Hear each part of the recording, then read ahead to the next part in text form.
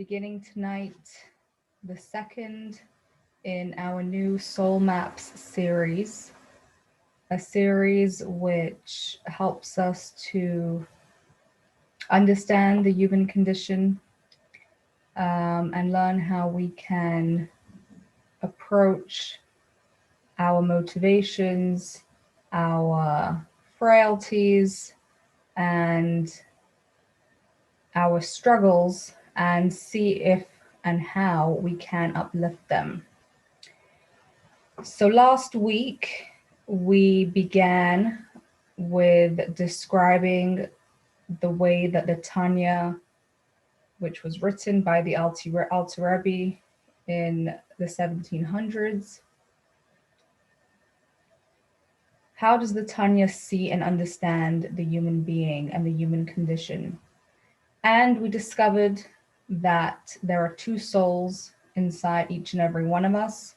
We have one soul, the Nefesh HaBe'amit, which is literally translated as the animal soul or the natural, instinctive soul that is focused on itself, on preserving its life and enhancing its own life. And we also have a godly and holy soul or drive within us, the godly soul, Nefesh HaElokit. So while we explored these two souls within us and their makeup last week, we looked at it more from a Kabbalistic angle. We focused a lot more on the technical terms and terminologies specified in the Tanya. And tonight I wanted to spend time drawing down those ideas into more concrete examples of how they actually play themselves out. So let's start by looking at some of our natural instincts or motivations. So let's start with the good. We naturally do have noble motivations or desires. We like to do good and to be kind to others. Sometimes we just wake up in the morning feeling like we want to make someone else's life better today. I actually remember as a young girl, when I was 8 years old, I remember waking up one day very distinctly thinking, today is going to be a good day. Today I'm going to do everything right. And I got out of bed and I made my bed so beautifully and carefully. And I came downstairs and I was thinking about the next thing that I'm going to do and how I'm going to make sure that I do it properly and correctly. And I'm not going to get upset. But sure enough, being an 8-year-old, after about 15 minutes after I came downstairs, I don't know if one of my younger siblings did something or said something, and I got frustrated, which was then followed by feeling even more frustrated. I decided I'm going to be good today, and why am I feeling frustrated right now? So we do have this natural inborn desire to be compassionate, merciful, sensitive. And I'm going to bring a specific example to carry us through the different motivations that we have. So let's take honoring parents, okay? I think we all agree that it's an important value, and it is also one of the 10 commandments. So when you are operating from your place of goodness and positivity, so you will put them and their needs first. You will tend to them, you will care for them, you will ask them how you can make things better for them. And that will be even if you will be putting yourself aside. You will say, okay, I know that I have something that I need to take care of, but I'm going to put that aside right now and take care of my parents' issues or needs right now, even if those needs are not super duper urgent and important, and mine may be quite important. I can still feel like I want to do that kindness and goodness and honor them and respect them and put their needs before mine. Then there is the negative or evil or wicked impulse. There's lots of different ways to describe it. You can pick your adjective. But that feeling where you don't really feel like being kind today or right now, perhaps something happened and you're not in the best frame of mind, somebody hurt you or upset you. And let's say, again, in the case of your parents, you're perhaps feeling like you've been doing a lot for them and maybe they're not appreciating you enough. And right now you sort of want to make a point to them. You're almost waiting for them to call you and ask you to take care of something for them so you can say no, so you can put that statement out there that you're not always available for them, you have your own life, and they don't have the ability to just decide to use your services as they please. So that's clearly coming from negative emotions and a negative frame of mind. Then we have what's in between the good and the bad, which is the neutral or innocent behaviors, which are not necessarily infused with goodness or a noble goal, nor are they to achieve something negative or bad. So let's say with your parents again, you pick up the phone to call, see how they're doing, not because you feel like this is what a good daughter does, but because, and nor because you want to get into an argument with them, but just because that's what a child would do once in a while, once a week, once a day, whatever. Call their mother or their father, say hello and see how they're doing. So there's no overtly good intent and there is no specific negative intent either. So the book that we are studying at the moment, that we are looking to get guidance from and understanding and insight into what goes on inside of us and what motivates us and why we are motivated that way, the Tanya, it's teaching us how to do things more mindfully. Not just to do a kind deed because it makes us feel good. Certainly not to cause harm or pain to somebody else. And with the innocent, neutral behaviors, which have neither good or bad in them, the Tanya gives us a path with which to infuse meaning, purpose, and mindfulness into each and every one of these categories.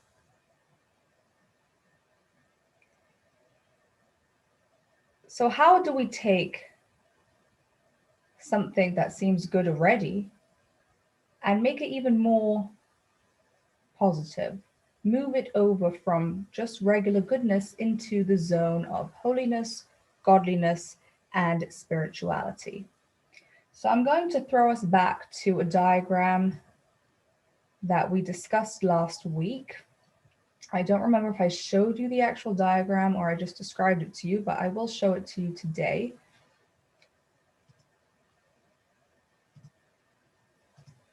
So please forgive the editing is not that great, but hopefully you can see what it is that is here on the screen. So this is going back to the Tanya's terminology describing the makeup of the two souls that we have. So at the top, you see ideas and feelings, which together, if you count those circles, there are 10 faculties, which are subdivided into two subtopics, subgroups, ideas or intellect, and feelings or emotions. Okay, that's the inner spiritual internal makeup of the soul. We have this in our godly soul, and we have a corresponding set of faculties in our animal soul. That's what is going on inside of us. It's not visible necessarily to those around us if we don't choose to express it. Sometimes it's not necessarily apparent to ourselves either if we haven't spent the time focusing on it and drawing it out. So this is where you'll find the holy desires, the unholy desires, the pulls to do something good, the pull to do something that just makes me feel good, depending on which soul and which drive we're talking about. This is why you'll find it, a godly set and a corresponding set in the animal soul. Now, the way that we actually interact with the world, with people around us, the way we manifest what's inside of us is through the three garments, which is a Kabbalistic term. It's the way that we express what's inside of us.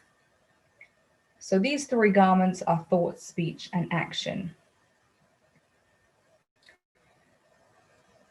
And they're all things that we can choose how to do or refrain from doing, as we discussed last week in a bit more detail. So I'm going to now, before I share the text that I'd like to read, what I want to focus on in this diagram is that we have these three garments. We have our thought, our speech, and our action. Usually we're only doing one thing at a time. We're thinking one thought or one topic. We're speaking about one thing. We can't say two things at once. And action, people know how to multitask, but it's also limited to a specific number of actions. So when we are doing something that is focused on enhancing our experience of life, on advancing after goals that we have for ourselves, or even just something to enjoy ourselves or take care of our body, let's say, and we don't have that specific mindfulness, then the garments that we are using are the garments of the animal soul. Okay, so the thought, the speech, and the action are the garments of the animal soul. It's not necessarily that we're doing anything wrong or negative, but because it's not focused in a holy direction with purpose and with meaning, it's considered to be in that category. Of course, it almost can go without saying that if we are doing something that is actively wrong or sinful, then we certainly are utilizing the garments of the animal soul. So you can see how there are grades and stages of what using the garments of the animal soul can look like. When we're doing something holy, when we're doing something godly, when something is infused with purpose, then the garments that we are using to express ourselves are the garments of the godly soul. So let's see if we can find that in the words of the Tanya.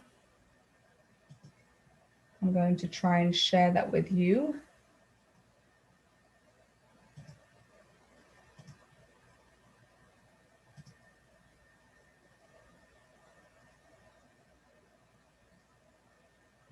Okay, so the Tanya describes, we have here in the Hebrew and the English translation, וכן כל הדיבורים והמחשבות אשר לא להשם המה ולרצונו ולעבודתו.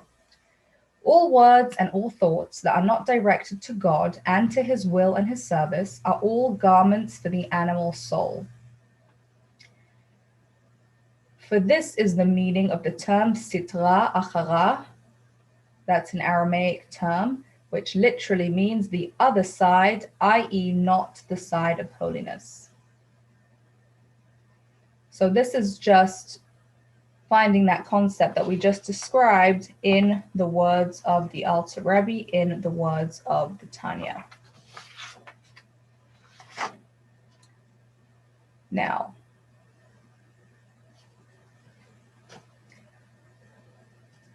what would mindful, purposeful, holy, uplifted action or speech or deed or thought look like or appear like? So the neutral behaviors all lend themselves to being able to be elevated. They have the potential for holiness, they have the potential to be uplifted. God decided what permitted and what is forbidden. And actually, if we look at the words, the Hebrew words for permitted and forbidden, we'll find something interesting. The word mutar, which means permitted, also means unbound. Unbound means that it's not tied down to anything, and we can take that object or that experience or that activity, and we can move it into the direction of godliness and holiness, or we can move it into the direction of self-serving, enjoyment, pleasure, and then there's a third and lower category, which is moving it into something wrong and sinful. Those things which are wrong and sinful are called asur. Asur means they're not allowed, they're prohibited. And asur, again, in Hebrew actually means tied. God has tied them down into a negative zone or area and has made it not possible at this point in time for us to utilize them in a way that can elevate and redeem them. So we want to get a better idea because, of course, we are trying to understand how we can, as regular human beings, find a way to infuse holiness within ourselves and within the things that we interact with in our environment around us.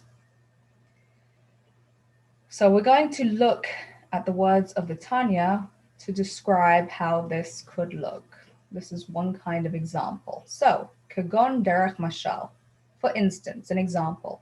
If one eats fat beef and drinks spiced wine, not out of physical desire, but in order to broaden his mind for the service of God and for his Torah, as Rava said, wine and fragrance make my mind more receptive, or in order to fulfill the commandment to enjoy the Shabbat and the festivals. When one eats and drinks in the above-mentioned manner, then the vitality of the meat and the wine, which originated in Klipat Noga, is then extracted from the evil and ascends to God like a burnt offering and a sacrifice.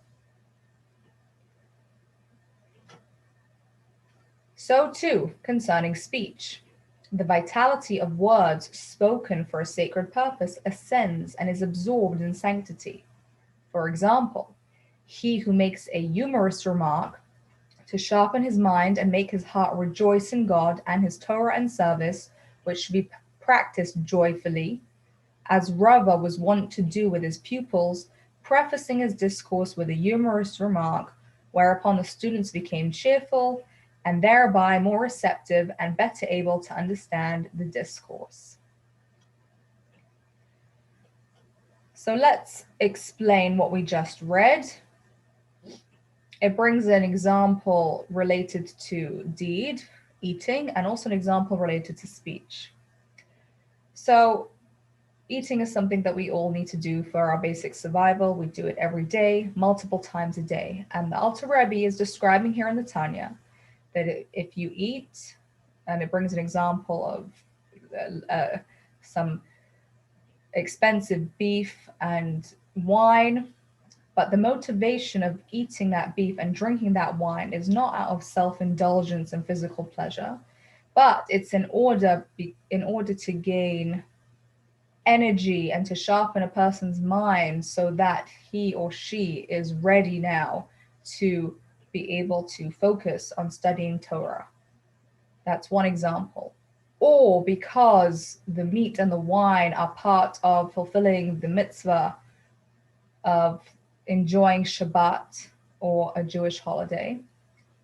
What happens then? The energy, everything has an energy. The energy within that meat and wine, now, instead of remaining just a physical, mundane, regular food, it becomes uplifted. It becomes extracted from the mundane and it ascends to holiness. And this uplifts both the person and the food that they're eating.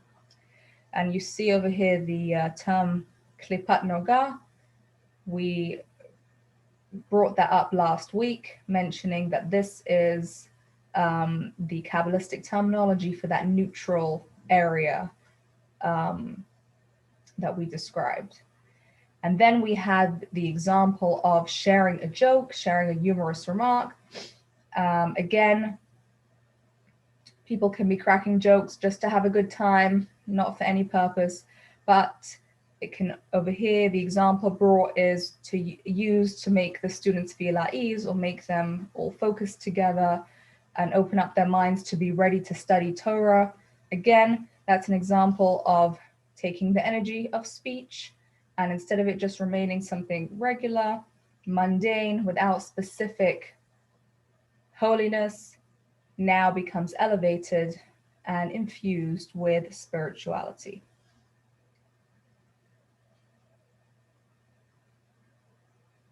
So to illustrate the idea that we're talking about here, I'm going to share a story that took place in the 1950s. This story took place with the Lubavitcher Rebbe, Rabbi Schneerson, and he was taking people in for private audiences to discuss their personal matters or their business matters, or if it was with leaders or thinkers, whatever field they would be involved in, the Rebbe would take interest and answer these people's questions and give them guidance as they came to seek it.